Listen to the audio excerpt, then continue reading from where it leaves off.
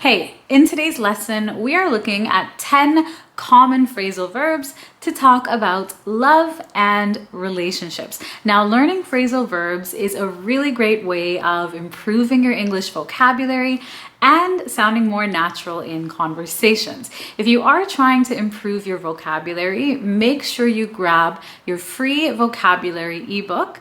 You will learn 1,000 super common words, expressions, idioms, and tons of phrasal verbs.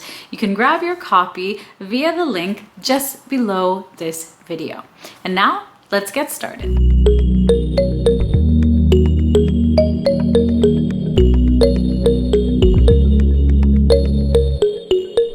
Number one is fall for, to fall for someone.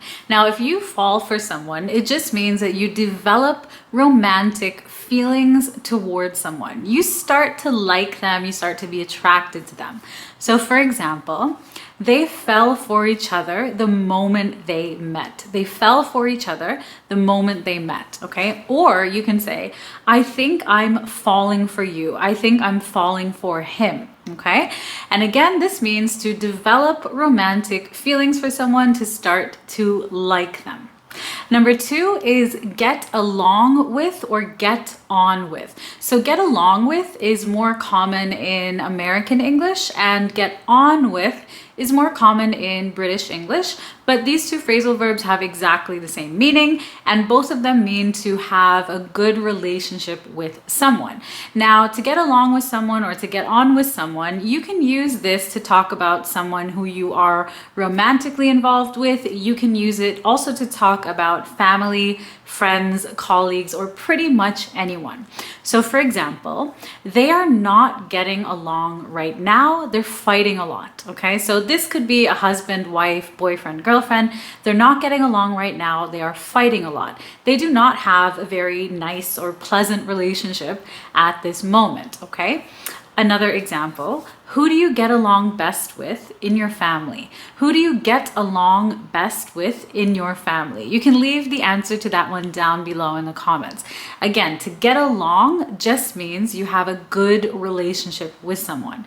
It's also really common to use this phrasal verb in a negative sentence, like we don't get along, or I don't get along with my colleagues or my boss or my neighbor. Again, it can be anyone. So you can use it with a romantic partner or with a relationship you have with anyone else.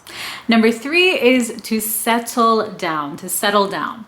Now, to settle down means to get married and to start living a kind of quieter lifestyle. So you stop living the single life, you're finished with the single life, you're ready to get married and kind of live a slower, quieter type of life. So for example, it's very common for people to want to settle down in their 30s. It's very common for people to want to settle down in their 30s. Another really common way to use this, or a common way that you might hear people use this phrasal verb, is a lot of people say, I want to settle down, or I'm ready to settle down, or I'm not ready to settle down.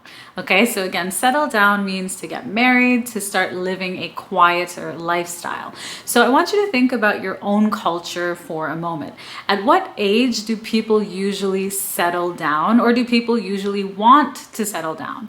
In Western culture these days, people usually want to settle down in their 30s. I think that people settle down a little bit later in life than they used to in the past. A lot of people used to settle down and get married very young, but these days, at least in Western culture, many people are settling down later on in life.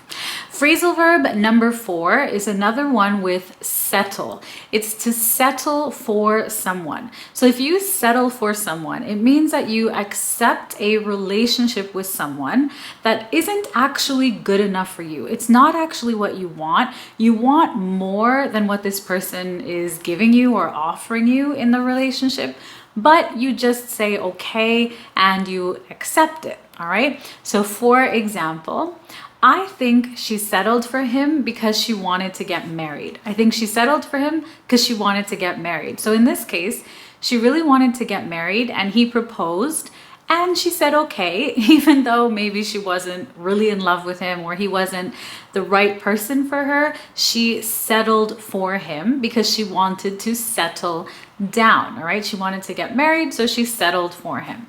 Another way that you can use this phrasal verb is when you give advice to your friends. When they are having trouble in a relationship and they ask you for some advice, you could say, don't settle for him or her.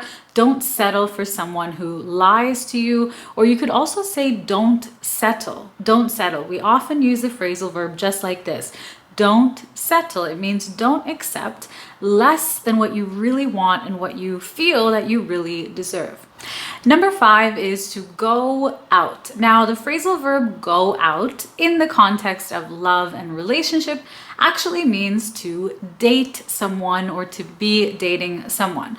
So for example, you could say, they've been going out for a few months now. They've been going out for a few months. It means they have been dating for a few months. So they're kind of in the early stages of a relationship.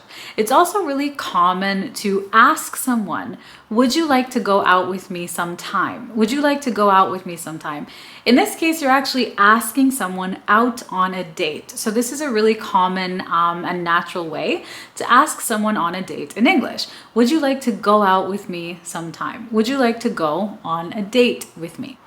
Number 6 is make up. Make up. Now, the phrasal verb make up, again in the context of love and relationships, means to forgive your partner after you have had a fight or an argument or a disagreement. So first you fight, you're angry at each other, and then you kiss and make up. You forgive each other. For example, they're always fighting and making up the next day. They're always fighting and then making up the next day. So they have an argument or a disagreement one day, they're mad at each other, and then the next day they forgive each other. All right, so the phrase kiss and make up is very common in English. Kiss and make up just means that we kiss and forget about whatever we're fighting about and we forgive each other. It's a very common phrase, again in the context of romantic relationships. Number 7 is break up. Now, to break up means to end a relationship, and we more commonly use break up for a boyfriend-girlfriend relationship, not as much for marriage. When the relationship is legal, usually we use divorce or separate instead. So break up is when a relationship ends. So for example, she broke up with him after he cheated on her. She broke up with him after he cheated on her. Another example, they couldn't handle a long distance relationship, so they broke up after 3 months.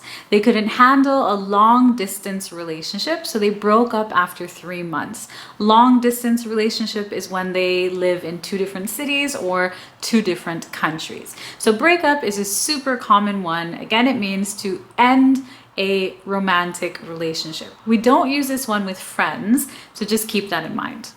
Number 8 is put up with. Now, put up with someone's behavior or put up with someone, this means to tolerate or accept behavior that you don't really like. So it annoys you, you don't like it, but you accept it or you tolerate it. So for example, you don't have to put up with his bad temper.